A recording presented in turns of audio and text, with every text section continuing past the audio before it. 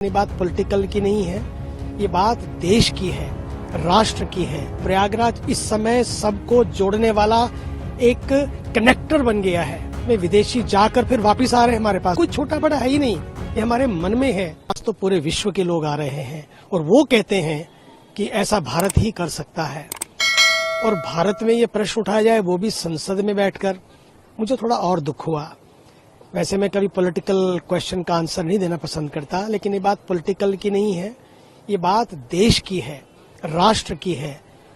और प्रदूषण की बात उठाई गई है कि इस समय सबसे ज्यादा प्रदूषण यदि कहीं है तो वो प्रयागराज में है। मुझे लगता है प्रयागराज इस समय विश्व का सबसे बड़ा जिला बन गया है, सबसे बड़ा शहर बन गया है। और प्रयागराज इस समय सबको जोड़ने वाला एक कनेक्टर बन गया है। इतना बड़ा उत्सव जिसमें विदेशी जाकर फिर वापस आ रहे हैं हमारे पास। मैं तो संगम के बिल्कुल सामने हूँ, तट पे हूँ बिल्कुल एकदम। परमार्थ निकेतन ऋषिकेश भी वहां पर है तट पर, और यहाँ भी तट पर है। मैं आपसे बताना चाहता हूँ, मैं तो रोज देख रहा हूँ मेरे सामने से सारे वीआईपी जा रहे हैं। कितने गए होंगे? 100 भी नहीं। लेकिन उनमें बाकी कितने हैं? करोड़ों करोड़ों करोड़ों। 32 करोड़ से ज्यादा का आंकड़ा पार कर चुका है, या 33 करोड़ से भी ज्यादा का आंकड़ा पार कर चुका है। अब सोचे तो सही, 33 करोड़ में 3300 भी वीआईपी नहीं आए हैं, जिसको आप सोचे कि जिनके पीछे गाड़ियां लगी हुई हैं। और जब वे आते हैं, उतरते हैं, जाते हैं, स्नान करते हैं, लौट के आ जाते हैं। हाँ, सुरक्षा जरूरी है कुछ लोग जब आते हैं, लेकिन इसका अर्थ ये नहीं कि सारी पुलिस उनके पीछे है, सारे लोग उनके पीछे हैं। सच मानिए तो गरीब और अमीर का यदि कोई देखना हो, हम लोगों ने तो अपनी कथाएं भी बंद कर दी हैं ताकि लोगों को आश्रय मिले। क्योंकि सबसे बड़ा टेंट अपना वहां लगा है संगम के तट पर, सबको आश्रय मिले, कथा बंद कर दी ताकि वहां पर लोग सो सकें, खा सकें। जब खा भी रहे हैं ना, अभी अभी आप देखेंगे शॉर्ट्स, तो गरीब भी, अमीर भी, छोटे भी, बड़े भी, कोई छोटा बड़ा है ही नहीं। ये हमारे मन में है। सब लोग वहीं एक बार खा रहे हैं। तो ना ही संगम का जल प्रदूषित हुआ है, रोज टेस्टिंग की जा रही है।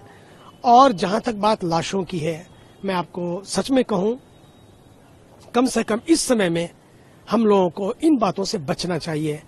क्योंकि मेरे पास खुद लोग आए, इंग्लैंड के लोग थे, अमेरिका के लोग थे।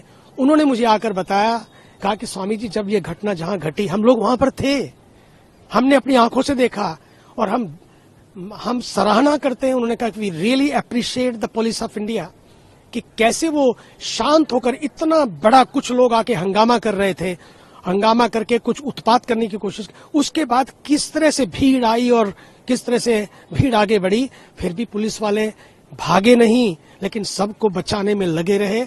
और किस तरह से अपनी जान पर खेलकर भी वो लोग रात दिन काम करते रहे। वो भी ह्यूमन है, वो भी मानव है। हमें सोचना चाहिए। मैं तो रोज देख रहा हूं, मैंने तो कह रखा है सफाई वालों को, पुलिस वालों को, पीएसी वालों को, टॉयलेट वालों को, कि जब भी तुम सामने से गुजरो, भोजन यहीं करके जाओ। सच मानेंगे आप, हमारा अभी तक कोई पहला संतों का भंडारा ही नहीं किया। अभी तक जितने भंडारे हुए हैं सब सफाई वालों के लिए, टेंट जो टॉयलेट वालों के लिए, जो क्या ना बाहर काम कर रहे हैं, या निषाद राज हैं, या अगल बगल में जितने भी लोग काम कर रहे हैं, वही आके खा रहे हैं। आपको बहुत आश्चर्य होगा, अभी तक पूरा महीना चला गया, एक भंडारा भी हम संतों वाला भंडारा नहीं कर पाए कि सारे संत बैठे हों। क्योंकि ये छोटी छोटी बातें जब आती हैं, बड़ा खेद होता है। इन बातों से हमें बचना चाहिए। कुछ भी बोलने से, कहने से हमें बचना चाहिए। ये इस समय पूरे विश्व के लिए एक ऐसा अवसर आया है जिसमें भारत के ऊर्जावान प्रधानमंत्री जी ने करके दिखाया है। रात दिन लगे। योगी जी हमारे सुबह से 3:30 बजे से बैठे हैं, अपने 2:30 बजे से उठ के पूजा करके बैठ गए। 3:30 बजे बोले आज यही पूजा है, और सुबह से लगे हुए हैं वो, कि नहीं किसी को कोई कष्ट ना। और करोड़ों लोग हमारे सामने से आ रहे हैं, जा रहे हैं। हम तो कहीं जहां देखो सिर ही सिर दिखते हैं। और कभी किसी ने हमसे आके नहीं कहा कि ये शिकायत है, ये शिकवा है, हमें तो ये शक है। शक तो मुझे है, ये जो भगदड़ हुई है ना, ये कहीं ऐसा ना हो ये भी एक षड्यंत्र हो। इसकी पूरी जांच होनी चाहिए, और जांच का जो भी सच हो उसे समाज के सामने लाया जाना चाहिए, ताकि इतिहास में ये दर्ज होना चाहिए एक लोगों ने अपने आप को इतिहास के लिए सौंप दिया और एक लोगों ने इतिहास कुंभ के महापर्व के इतिहास को भी यदि इस भगदड़ के पीछे कोई षड्यंत्र है, उसमें कलंक लगाने का प्रयास किया।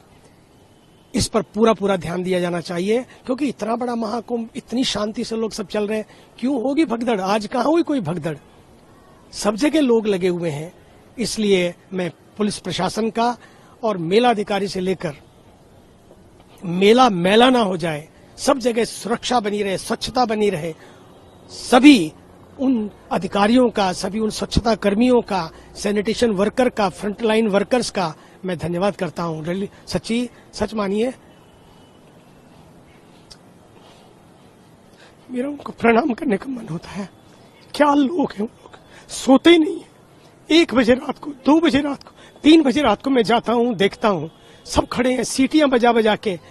आदमी थोड़ी देर बात करता है तो मुंह थक जाता है, और सीटियां बजा बजा के ताकि लोग सुरक्षित रहें, अलर्ट करते हैं, और वो थकते नहीं है। खाना भी कई बार मैसर नहीं होता होगा, पानी भी कौन पूछता होगा उनको, फिर भी क्योंकि इसमें भीड़ को बचाना है कि पानी पीना है या खाना खाना है, लेकिन फिर भी हमने कोशिश की है, सबको कहा है कि आप आइए यहाँ पा लीजिए। लेकिन मैं आह्वान करता हूँ, आप इस माध्यम से भी, मीडिया के माध्यम से, ANI के माध्यम से, जब भी लगे आइए, परमार्थ खुला है, कथाएं होती रहेंगी, होती रही हैं, यज्ञ हुए हैं, होते रहेंगे, लेकिन आप लोग लोगों के लिए जीवन दे रहे हैं।